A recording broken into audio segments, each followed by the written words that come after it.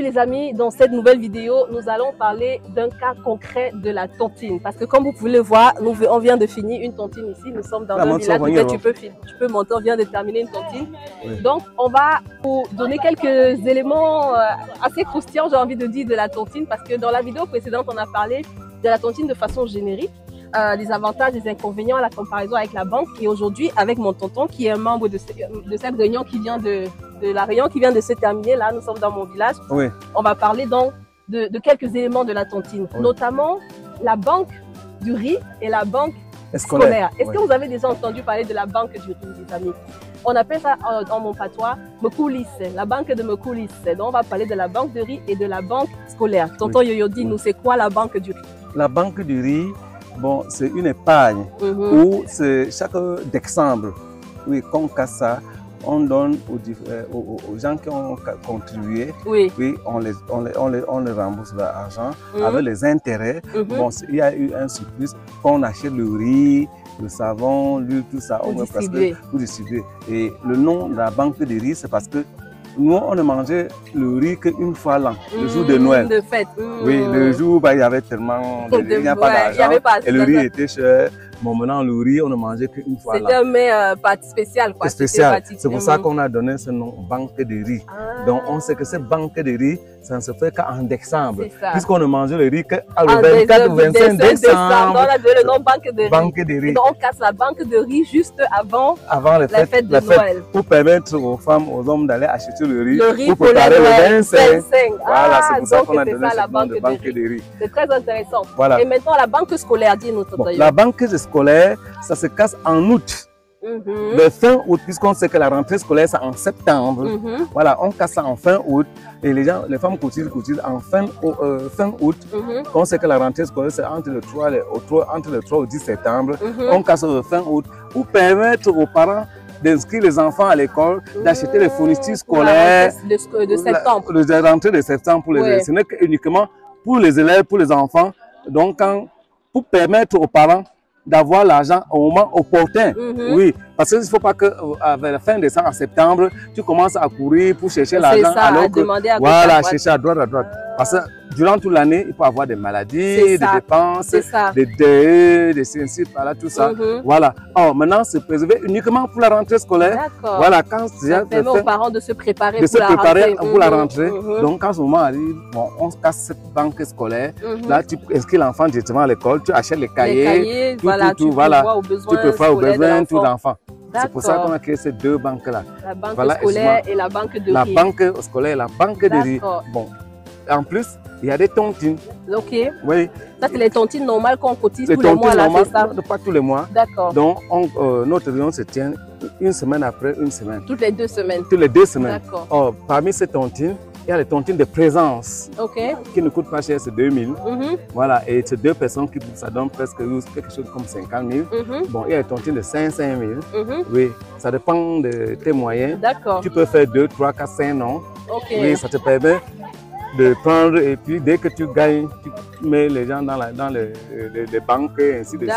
Le reste, tu tournes un peu ton petit commerce et ainsi de suite qui te permet de faire des cotisations et ainsi de suite. D'accord. Donc voilà. Ce sont les tontines là en fait que donc les gens cotisent, la banque scolaire là, les gens. C'est comme une épargne que tu mets à chaque fois. Effectivement, c'est une épargne. D'accord. Et puis ça produit, ce qui est intéressant aussi, c'est que ça produit avec des intérêts. C'est pas seulement ce que tu as mis que tu reçois. Non, c'est pas ce que tu as mis. Quand tu épargnes bien, à la fin, quand on casse, tu vois des intérêts qui se posent. Il y a des intérêts qui se rajoutent dessus. Voilà. Il y a des intérêts.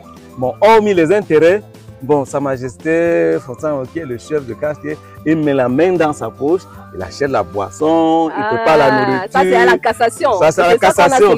C'est ça qu'on a célébré aujourd'hui. C'est lui-même qui met la main dans sa poche. Ça ne regarde pas ni votre argent, non. C'est lui-même une façon de vous encourager. De vous encourager et maintenant, l'aspect social, tonton Yoyo, parce que dans la réunion, il n'y a pas que les cotisations et tout, il y a aussi un aspect social. Oui. Donc, on mange pendant les réunions, vous mangez, vous mangez, vous buvez. Mais il y a aussi les assistances. Oui, justement. Vous assistez les personnes dans les difficultés, besoins. Dans les besoins. Bon, je vais commencer par l'assistance sociale. D'accord. Oui. Si peut-être un membre a perdu son père, sa mère, voilà, et ils viennent, et que la réunion est au courant, qui viennent annoncer à la réunion, la réunion va lui donner les possibilités, les moyens pour organiser le deuil. D'accord. L'enterrement, le deuil. La réunion va organiser, va contribuer à ça. Ça. Si c'est un membre qui meurt, la réunion va prendre charge d'organiser l'enterrement, tout. La réunion prend charge. On a une caisse. Oui, d'assistance. Une caisse d'assistance. Bon, qu'on cotise et puis on sort, on débloque l'argent dedans et puis on résout le problème. Après, c'est comme ça que ça se passe. Donc, on a une caisse où chaque membre est il faut être en règle. Oui. Il faut être en règle parce qu'il y a un montant qu'on donne et chaque membre doit être en règle. D'accord. Bon. Et ceux qui ne sont pas en règle, ceux qui commencent à cotiser après ils fuient, on fait comment ça se passe pour eux? Bon, c'est un peu très difficile que quelqu'un commence à cotiser et fuit. C'est très rare. C'est très rare parce que déjà, même si au moment où tu as un malheur et qu'il n'y a pas d'argent, il y aura ce qu'on appelle main levée. On va organiser un main levée pour venir t'assister. Oui, oui. Parce qu'on sait qu'il y a des gens qui ont des difficultés. Donc on essaie d'apporter les gens qui n'ont pas assez de moyens, tout ça. On les ramène dans la famille, qu'on soit ensemble, on voit dans quelle mesure on peut les aider à grandir et puis dans des difficultés, on les soutient. Parce que les gens n'ont pas la même capacité, même force d'avancer comme les autres. C'est un soutien mutuel en fait. Là par exemple, c'est une réunion du quartier. C'est une réunion du quartier. Est-ce que toi tu conseilles aux jeunes qui vont nous écouter, Mandé qui est derrière la caméra ou à moi, est-ce que tu conseilles à la génération, la génération après toi de faire des tontines? Quels sont d'après toi les bienfaits de la tontine? Non, ils doivent faire les tontines. Ok, pourquoi? Surtout les gens, il y a même les gens qui ne sont pas d'ici au village et qui sont loin, même à Paris, en Europe, ils font ces mêmes réunions et ils font des tontines. Ils font des tontines. Et chaque fois, et même tout à l'heure, quand tu vas voir, aujourd'hui, c'est Sa Majesté qui a préparé, qui a reçu les gens. La séance prochaine, ça sera moi, avec le président de Codeba, qui a apporté, il y a des femmes qui vont préparer. Bon, maintenant, au fur et à mesure que tu sois aux États-Unis ou machin, quand on t'appelle, dit c'est ton tour, tu envoies l'argent. Tu envoies l'argent, on cotise. On cotise, on fait tout et tout. Puisque maintenant, aujourd'hui, les transactions d'argent sont assez faciles. D'accord, tu cotises et quand tu bouffes, tu bouffes, voilà. Donc il y a des gens qui sont partout, diaspora, tout ça, ils cotisent dans l'Union et ils font exactement plus que ceux qui sont sur place. Tout se passe super bien et très bien. Voilà, tout se passe très bien. Et ça leur permet de faire quoi? Par exemple, ça leur permet, étant là-bas, si tu as peut-être quelque chose à faire ou bien un petit problème à résoudre, ou bien par exemple, quand tu viens quand tu veux acheter un terrain ou bien pour construire, bon, quand tu bouffes ta cotisation, tu peux mettre dans la banque, tu peux mettre dans la banque du riz ou bien dans la banque scolaire. Mais ça ne veut pas dire qu'automatiquement tu vas sortir cet argent peut-être pour les scolarités, tout. Tu peux tout mettre dans la banque, remettre dans des banques, ça produit des intérêts. Le jour que tu descends, ça tu peux peut-être construire une maison, machin, tu prends ton argent et puis tu résous le problème. Voilà. Donc quand on a dit banque de riz, ça ne veut pas dire qu'automatiquement tu vas prendre pour manger le riz. La banque de riz me coulisse. Oh, tu peux faire autre chose. Mais dans tes pensées, tu sais que l'argent, c'est l'argent de banque de riz qui m'a permis de faire ce que tu as pu faire. Voilà, autant de choses. Voilà. D'accord. Ok, un dernier conseil peut-être pour ceux qui nous écoutent et qui se posent les questions s'ils doivent faire de la tontine ou pas. Tu peux parler en regardant là-bas. Oui, ce que je veux dire, je conseille aux gens de faire la tontine. La tontine, c'est quoi? Ça te permet de travailler. Parce que c'est une obligation pour toi déjà. Quand tu entres dans une tontine, quand le jour de la tontine vient, tu n'as pas l'argent, tu commences à mal dormir, tu dis, mais qu'est-ce qu'il faut faire? Il faut travailler. C'est ça. Il faut travailler, il faut absolument travailler. Ça encourage les gens à travailler. Parce que tant que tu n'es pas dans une tontine, tu vas dire, tu vas te coucher dans ton oreiller, tu dors, tu dis, en tout cas, est-ce que quoi? Mais déjà, quand tu sais que tu vas tontiner, dans une semaine, il faut l'argent, tu sens l'obligation, tu es obligé, tu te réveilles à 5 heures, tu réfléchis. Comment il faut faire? Il faut travailler.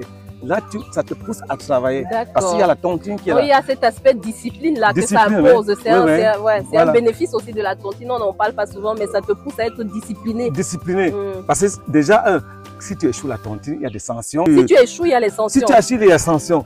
Et puis, c'est honteux que tu viens parmi les gens, on t'appelle pour dire, donne l'argent et puis maintenant tu commences à regarder le ciel, la tête, tout ça, tu ne continues pas. Là, tu ne veux pas gâter ton nom. Tu vas gâter ton nom. Il faut te montrer capable et tout. C'est ça. Donc, tu vas te battre, ça pousse à travailler, à rester discipliné, tout. Et il y a des sanctions que tu dois... Oh, maintenant, parmi les gens, si on te sanctionne un gamin, c'est honteux. Ouais, c'est ça. C'est ça. D'accord. Donc, c'est pour ça que tu encourages les gens à faire la tontine. À faire la tontine, il faut faire la tontine. Il faut faire la tontine. C'est ça qui te pousse à travailler plus dur. Et à réaliser des projets. À réaliser des projets. D'accord. Justement. Ok, les amis, c'était la banque scolaire et la banque du riz de la tontine. Merci d'avoir été avec nous. N'hésitez pas à laisser vos commentaires, à partager avec nous ce que vous en pensez. Et pensez à rejoindre une tontine, comme a dit mon tonton Yo-Yo. Rejoindre les tontines. Partout où tu es, tu peux faire des tontines. Voilà, à bientôt. Voilà. Merci beaucoup. On est ensemble.